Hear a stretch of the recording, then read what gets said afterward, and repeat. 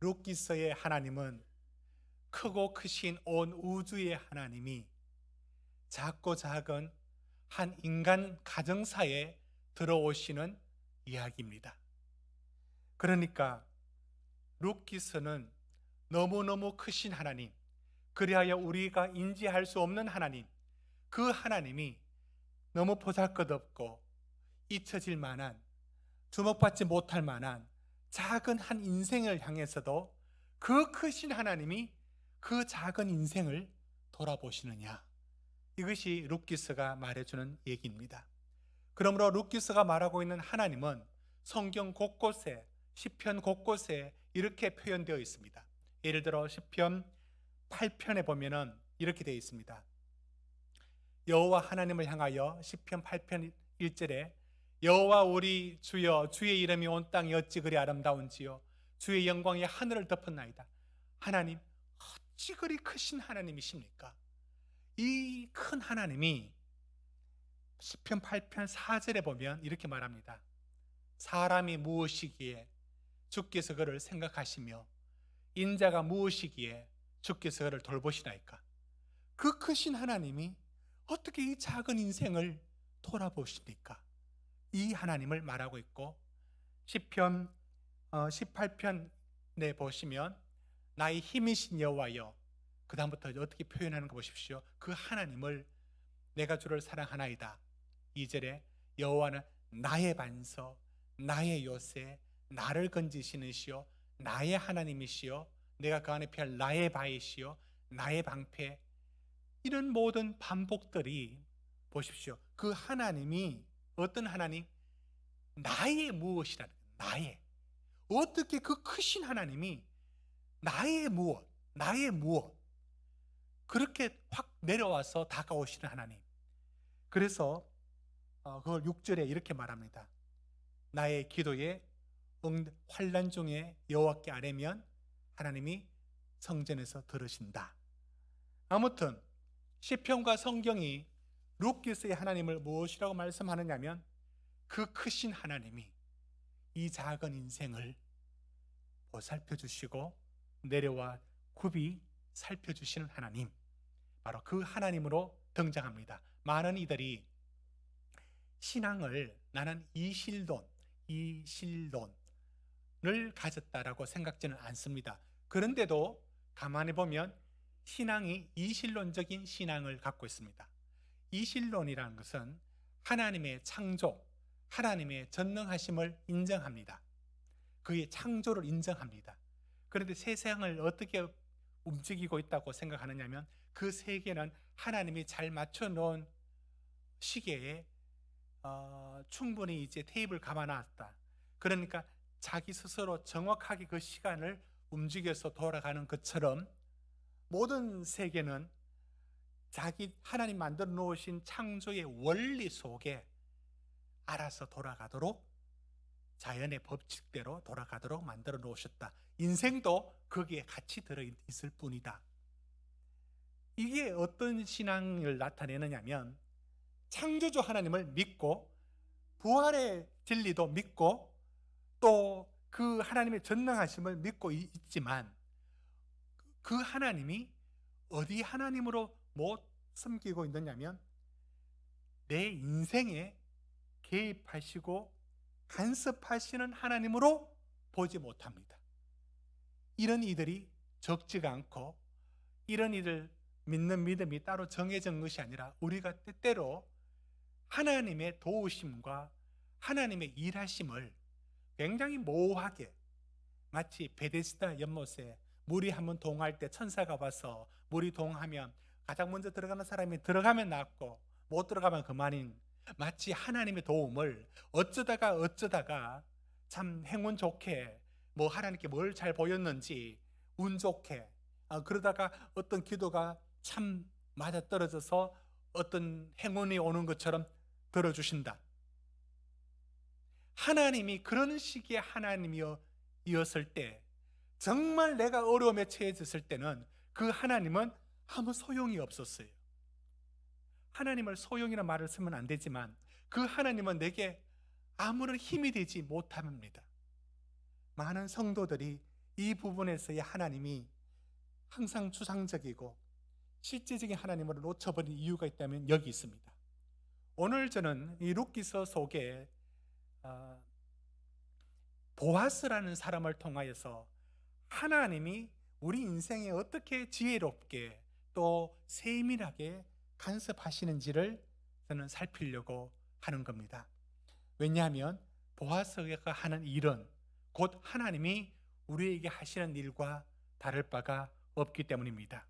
여러분, 오늘 그 룻기서 4장은 여러분이 지금부터 나오미나 룻이 되었다고 상상을 하시면 됩니다.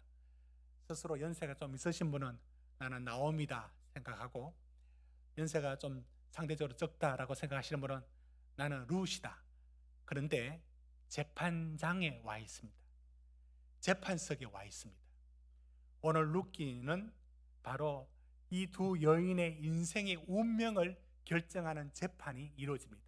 여기를 재판석으로 봅시다.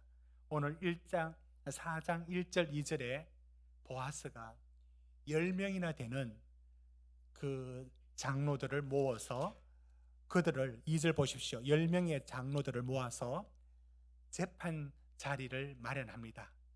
성문법이 있기 전에 관습법은 그 사회를 움직이는 더 큰 법입니다. 그런데 그 관습법에 의해서 10명의 재판석에 있는 사람들을 채워냅니다. 그리고 거기에 아주 중요한 인생의 한 제목이 결정됩니다. 오늘날로 바꾸면 제목이 있었다면 나오미와 룻을 그 인생의 소유권이 누구 것이 될 것인가, 이런 제목으로 아마 그 법정 제목을 붙였을 겁니다. 여러분은 이제 그 법정에 섰습니다. 그리고는 어떤 장면을 보게 되느냐면 여러분이 룻이다, 여러분이 나오미다라고 생각하고 한번 생각해 보십시오. 이 다시 고향 땅 베들레헴에 돌아온 나오미와 룻, 이방 여인 룻 함께 돌아왔습니다. 여기서 우리 인생이 어떻게 펼쳐질 것인가가 자기 손에 달린 게 아니라 다른 사람의 손에 달렸습니다. 누군가 하면 우리가 지난주에도 다뤘던 것처럼 기업 물을 자로서의 우선순위가 누구였느냐면 이름이, 여러분 4장 1절에 한번 보십시오. 이름이 나와 있습니다. 누가 있느냐면 이름이 아주 특이한데요, 아무개라고 나와 있습니다. 이름이 아무개입니다. 참 재미있지 않습니까? 룻기에는 다 실명을 사용합니다. 거기에는 엘리멜레, 나오미, 룻, 오르바, 한 번 등장하는 오르바, 말론과 기럨, 한 번 등장하는 사람도 다 실명을 쓰고 있는데 왜 이렇게 또 한 사람이 등장할 사람을 이름조차 하나 갖다 써붙이지 못하고 있을까요? 왜 고유한 이름 하나 못 달고 그저 아무개라고 이름을 붙였을까요? 이게 바로 문학적인 방식을 통해서도 메시지를 전달하고자 하는 의도가 담겨져 있습니다. 그 사람 이름을 밝히지 않습니다. 그 사람 이름을 의도적으로 밝히지 않습니다. 그저 아무개라고 할 때에 이 아무개는 어떤 역할을 하느냐면 보아스하고 대조되는 역할에 서 있습니다. 마치 법정에 변호사와 검사의 관계를 할까요? 서로 반대되는 입장에 서 있습니다.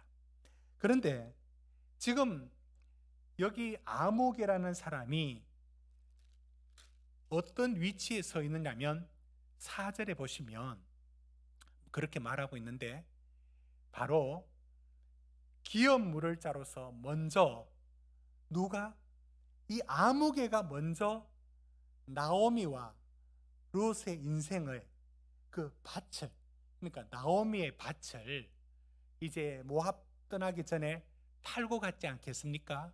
그 돈 들고 모압 갔지 않겠습니까?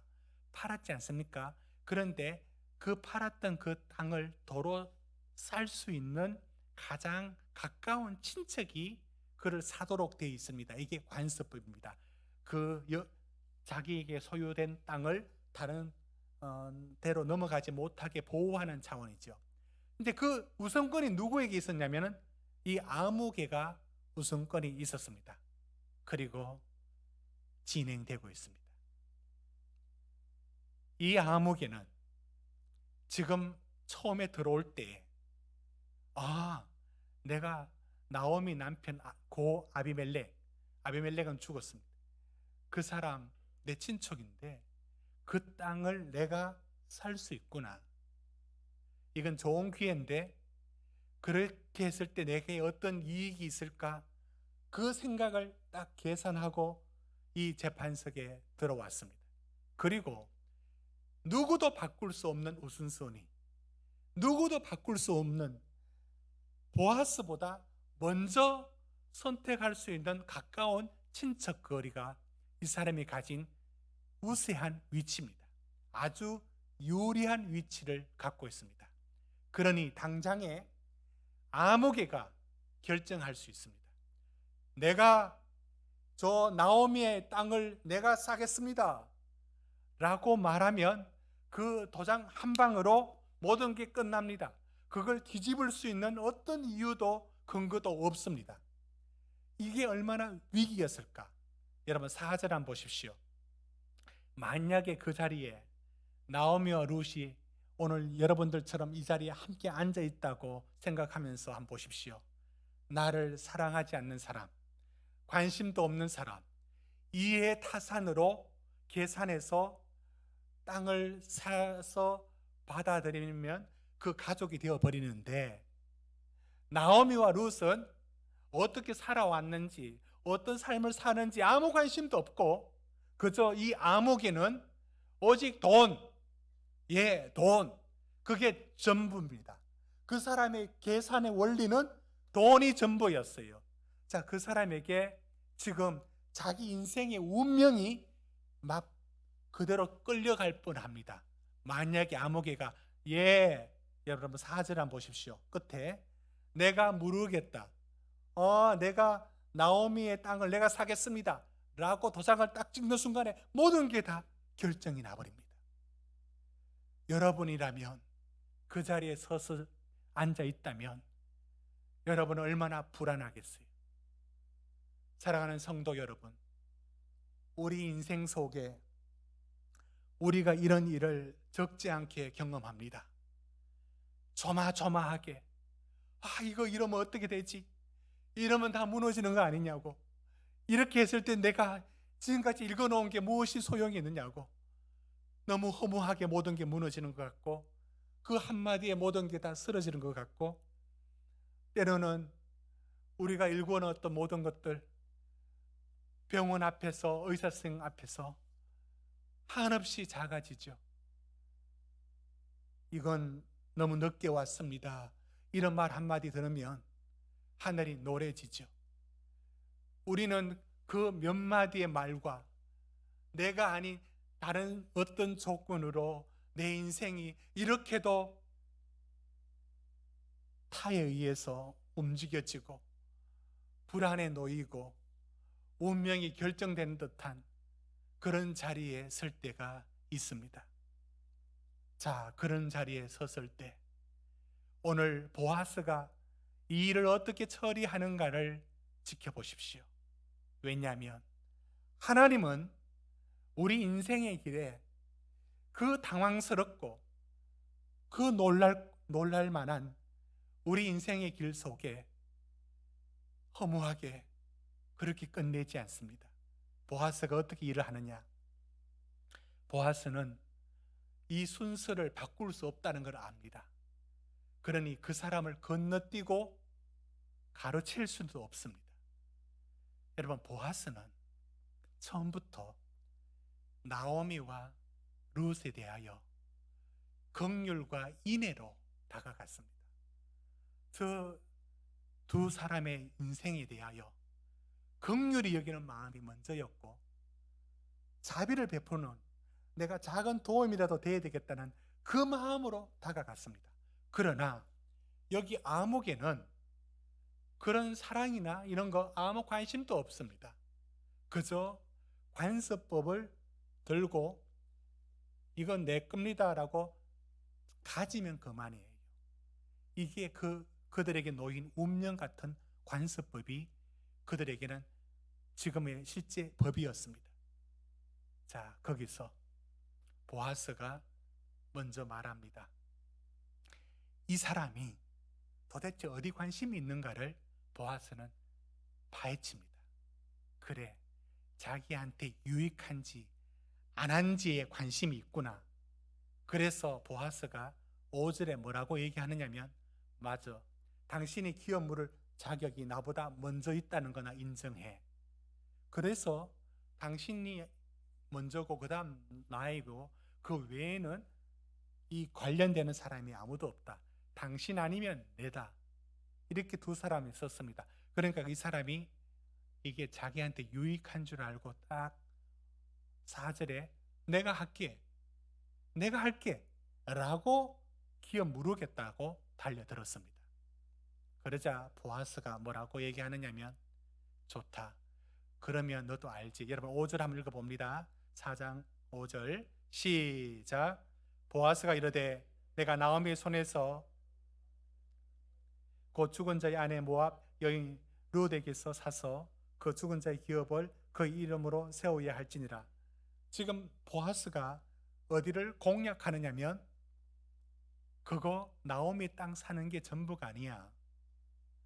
나오미와 함께 온 룻, 그 여인이 이방 여인이다. 그 이방 여인인 룻까지도 네가 책임을 질 수 있느냐? 이걸 지금 보아스가 그 사람한테 넣는 질문입니다. 이 사람은 나오미든 룻이든 관심이 없었어요. 상관없었어요. 그는 이게 내한테 도움이 될까, 돈이 될까, 이것만 계산하고 와서 가만히 보니까 이거 뭐야? 이게 되면은 5절은 어떤 말이냐면 계대 결혼법을 말하는 거예요. 계대 결혼법이란, 이제 그렇게 되면은 당신이 이제 이 사람의 땅을 사는 게 그 결론이 끝이 아니라 함께 온 모압 여인 룻의 남편으로서 역할을 해줘야 된다. 그리고 아들이 태어나면 네가 가진 것이 아니라 앞서 먼저 죽은 그 아버지의 아들한테 모든 게 그대로 넘어가서 너 것이 없다. 그 너 재산이 되는 게 아니라 그 아들한테 모든 걸 두말 없이 이어줘야 된다. 이게 이제 계대 결혼법입니다. 그 책임을 져야 되는데 책임이 아니라 그건 엄청난 손해인 거죠. 자기가 남편의 역할을 합니다. 사랑도 하지 않는 사람이. 그리고는 거기서 아이가 태어났습니다. 그러면은 자기는 아버지로서 역할이 아니라 끝. 그 아들이 죽은 아버지를 이어서 가기 때문에 그 모든 걸 아들에게로 다 넘겨주는데, 단순히 아버지가 아들에게 물려주는 차원이 아니라 전에 아버지를 이어서 가는 길입니다. 이게 그런 관습법이 그 시대의 복지법으로 한 가난한 사람들을 구제하기 위한 차원에서 그게 만들어져 있었던 겁니다.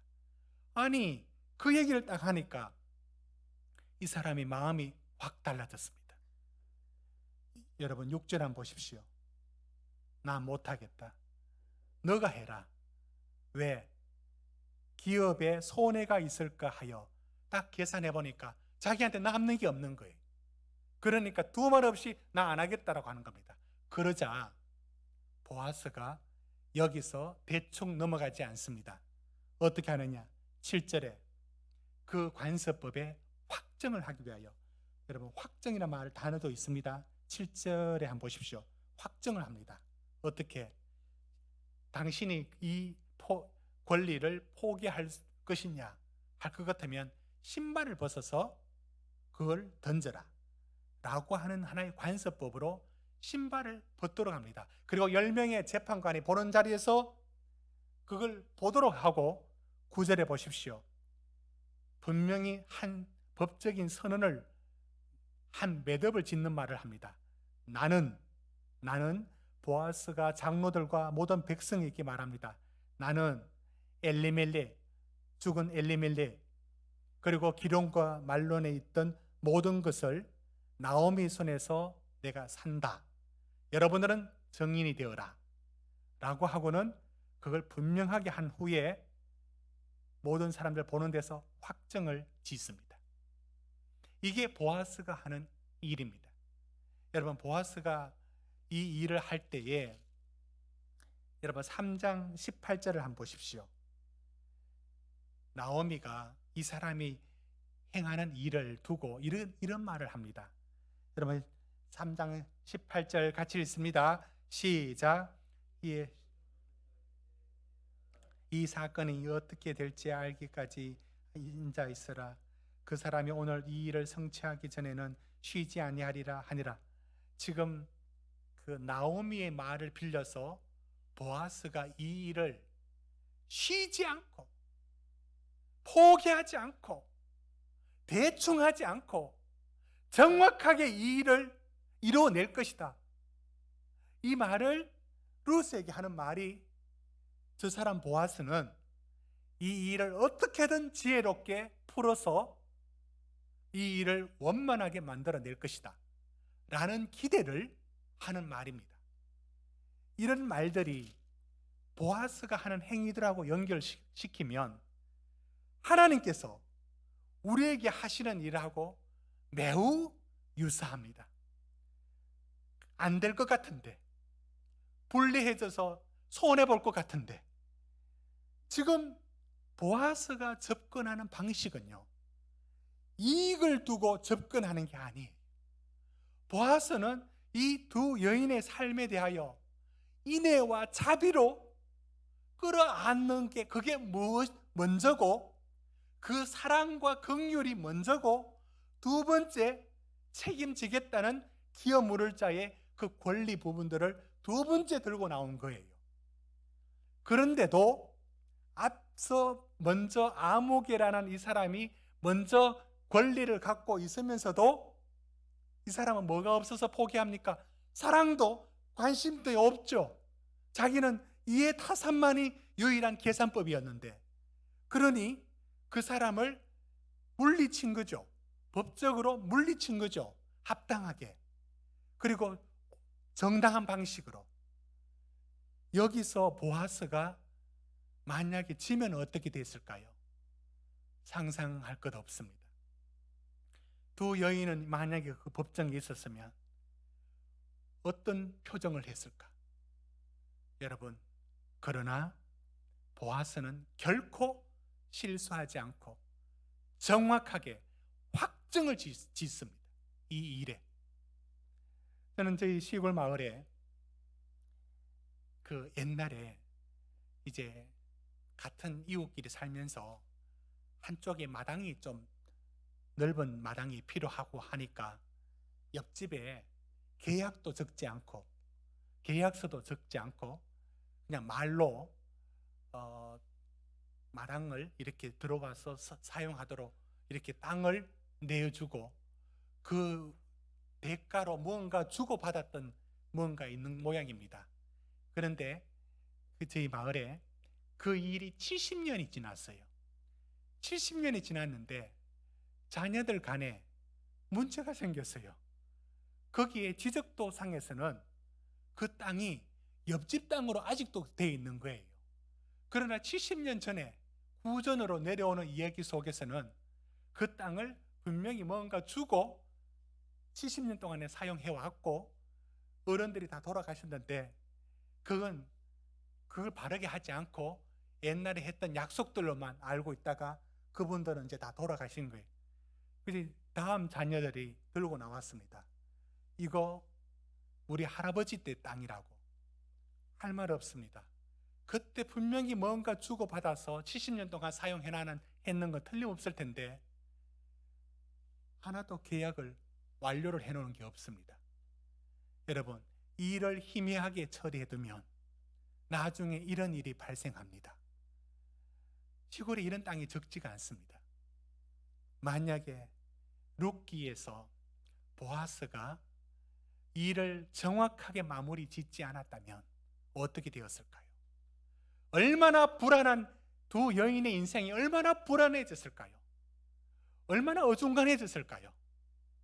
그런데 보아스는 이 일을 틀림없이 정확하게 해냈습니다. 그리고 이 모든 일을 빈틈없이 처리하여 확고하게 10명의 그 재판관들 앞에 이 일을 확정을 짓습니다. 사랑하는 성도 여러분, 우리도 우리 인생의 길에 섰을 때 마치 나오미와 룻처럼 내 인생은 어떻게 될까? 마치 그것에 의해서 운명이 결정되어지는 것 같고 그것 때문에 실패되어지는 것 같고 그렇게 달려있는 듯이 보여집니다.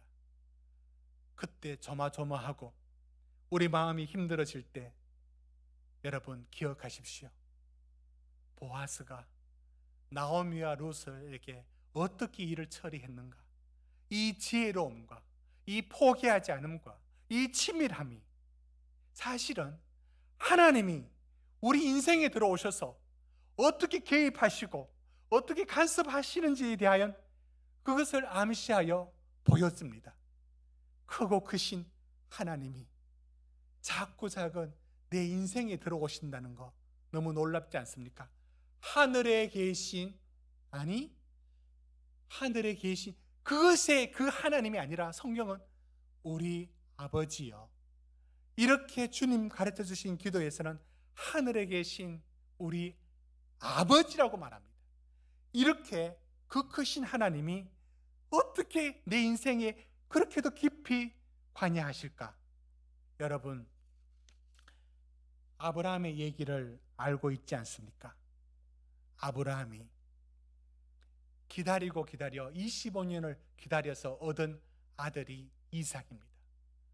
하늘의 별처럼 바다의 모래알처럼 많을 것이다라는 약속은 오직 그 이삭이라는 한 생명을 통해서 이루어진다라고 했고 그 약속을 25년 만에 받아 성취했습니다. 그리고 10여 년이 지났습니다.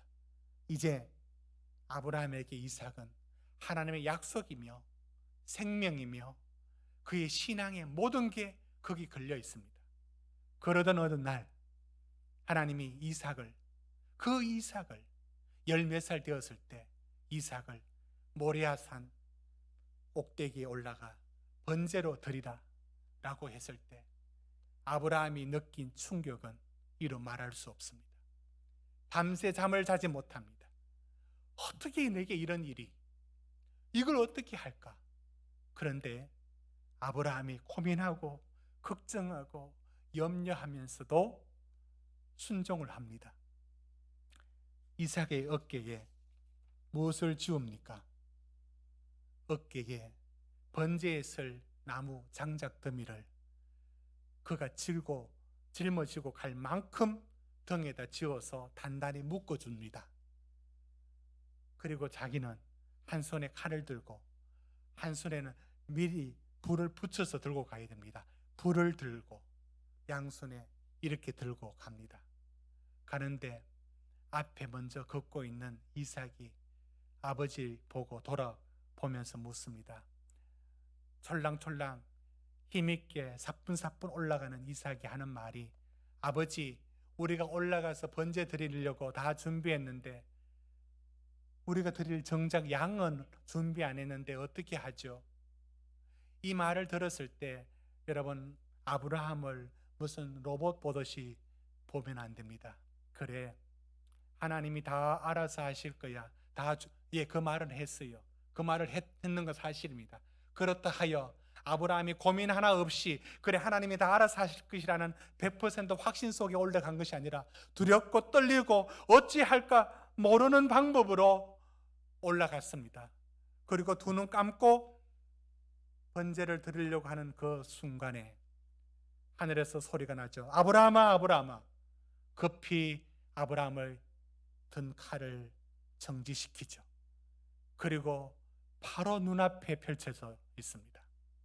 숯불에 걸린 수양 한 마리가 어찌 거기에 딱 걸려 있단 말인가? 아브라함은 더 물어볼 필요도 없었습니다. 하나님이 준비하셨구나. 창세기 22장 14절은 그래서 그 땅 이름을 여호와 이레, 여호와 이레, 하나님이 준비하셨다 이렇게 말하는데, 여러분 여호와 이레라는 저 말이 하나님이 보신다라는 뜻이에요. 여러분 그랬습니다.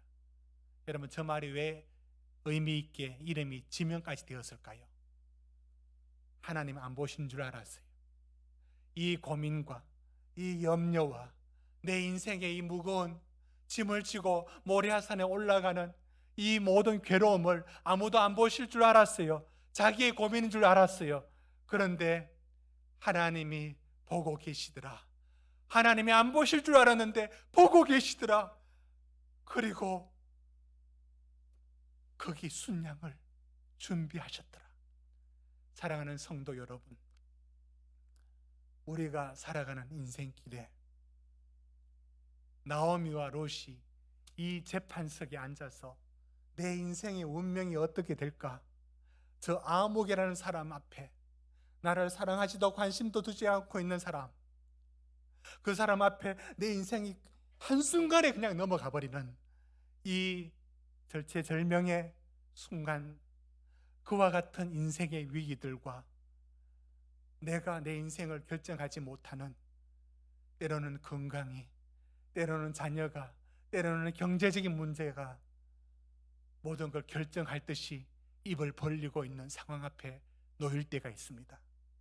그럴 때 우리는 아무것도 못하는 것처럼, 아무런 힘이 없는 것처럼 우리는 두려워 여기고, 지금껏 믿어왔던 하나님, 창조의 하나님은 어디 가시고, 전능하신 하나님은 어디 가시고, 부활의 하나님은 어디 가시고, 아무런 도움도 되지 않는 그저 그 하나님은 저 멀리 있는 하나님으로 느껴질 때가 혹 있을 때가 있습니다. 기억하십시오. 룻기서는 우리에게 말해줍니다. 그 크신 하나님이 이 작은 인생을 돌아보신다는 것 알고 있습니까? 직접 개입하시고 허무하게 암흑이라는 인생에 내 인생이 팔리지 않도록, 우연 속에 내 인생이 허무하게 끝나지 않도록 하나님은 마지막 카드를 보아스를 통하여 준비하고 계십니다. 그리고 그 보아스 입을 통해서 철저하게 일을 풀어 가실 겁니다. 실수 없이, 허접하게 아니라 완벽하게, 틀림없이 보아스를 통해서 확실하게 일을 처리했던 것처럼 하나님은 우리 인생의 마지막 길을 끝까지 당신의 계획과 사랑으로 우리 인생을 결론 지어 주실 줄 믿습니다. 시편 23편의 6절은 이와 같은 뜻을 갖고 있습니다. 우리 마지막으로 한번 보시겠습니다. 내 평생의 선하심과 인자하심이 반드시 나를 따르리니 내가 여호와의 집에 영원히 살리로다. 여러분 시편 23편의 마지막에 6절을 뭐라고 하는데 그 원어의 뜻을 알면 더 깊이 다가옵니다. 하나님의 선하심과 하나님이 인자하심, 나를 향한 그 선하심과 인자하심이 그 개역 성경에는 정녕 나를 따르리니, 우리 개역 개정에는 반드시 나를 따르리니. 여러분 여기서 반드시 나를 따른다 말은 히브리어로 라다프입니다. 라다프. 이게 무슨 말이냐면, 적이 다른 적을 전쟁에서 추격해서 쫓아간다 할 때 라다프, 따른다, 쫓아간다 뜻이에요. 사냥개가 저 목표물을 두고 놓치지 않고 끝까지 추격해서 잡아 물고 만다, 그런 의미에서 따른다는 말이에요. 라다프. 여러분 저 말을 가만히 생각해 보십시오. 얼마나 놀라운가. 하나님의 선하심과 하나님의 그 인자하심이 우리를 허접하게 놔두고 방치하는 게 아니라 끝까지 따라붙어서 그 결론을 보아스가 했듯이 우리 인생에 끝까지 나답하여 추격해서 그분이 반드시 선하시고 그분이 반드시 인자하신 그 선함을 우리 인생에 이루어야 말겠다는 것입니다. 그 약속이 하나님 우리에게 주신 약속입니다. 오늘 말씀을 맺습니다.